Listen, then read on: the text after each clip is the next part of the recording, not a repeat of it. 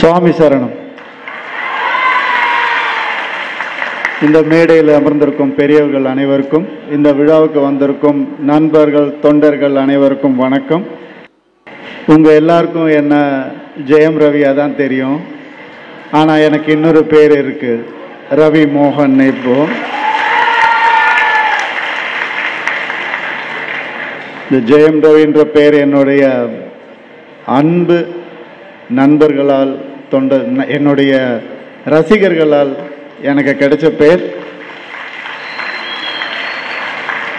இன்னைக்கு ரவிமோகனா உங்க முன்னாடி வந்து நிற்கிறேன் அப்படின்னு ஒரு படத்துல ஒரு டீசர் நான் வந்து போட்டிருந்தேன், கராத்தே பாபுன்ற படத்துல.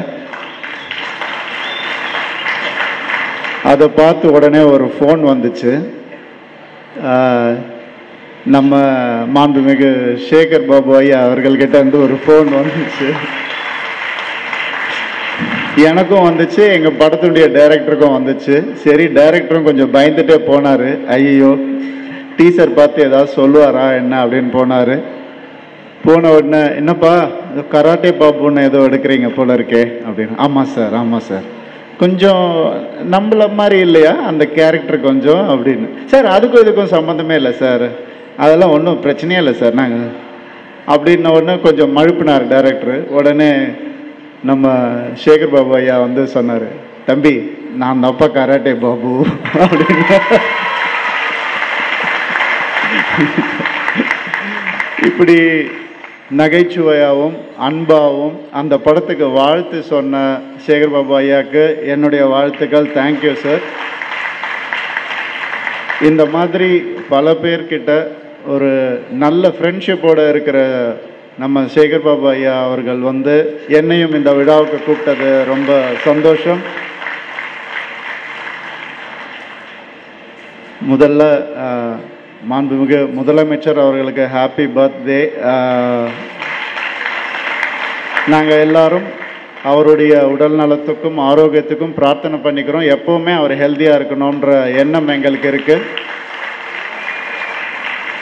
இது வந்து நம்மளுடைய முதலமைச்சர் அப்படின்ற ஒரு காரணத்துக்காகவும், இன்னொன்று சினிமாவின் எப்போவுமே ஒரு சினிமாவை வந்து நெருக்கமாக கொண்ட நம்மளுடைய முதலமைச்சர் எங்களுக்கு நிறைய நல்ல திட்டங்கள் கொண்டு வந்திருக்காரு சினிமாவில். அதில் முக்கியமாக சொல்ல போனோன்னா, கிட்டத்தட்ட வந்து 90 ஏக்கர்ஸ் ஆஃப் லேண்ட் வந்துட்டு பையனூரில் சினிமா துணையினருக்காகவே ஒதுக்கி வச்சிருக்காரு அவர். இந்த மனசு யாருக்கும் வராது.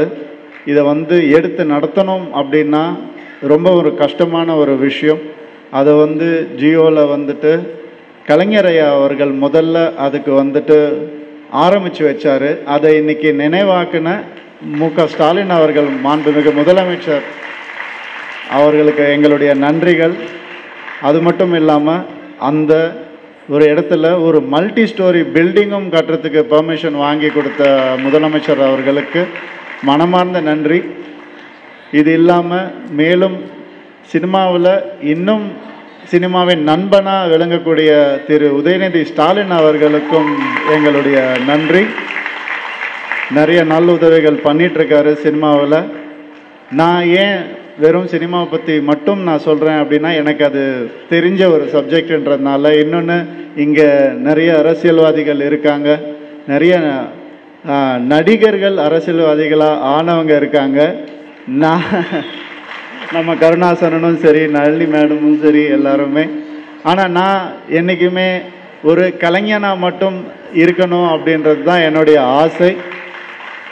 அந்த கலைஞனுக்கு இந்த மாதிரி மேடையில் கூப்பிட்டு மரியாதை பண்ண உங்கள் எல்லாருக்கும் ரொம்ப ரொம்ப நன்றி.